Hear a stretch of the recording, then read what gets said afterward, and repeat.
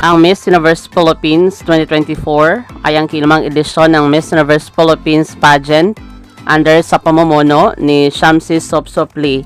Sa ngayon, may 37 kandidata ang kumpirmadong lalahok at may 6 na malakas ngayong competition.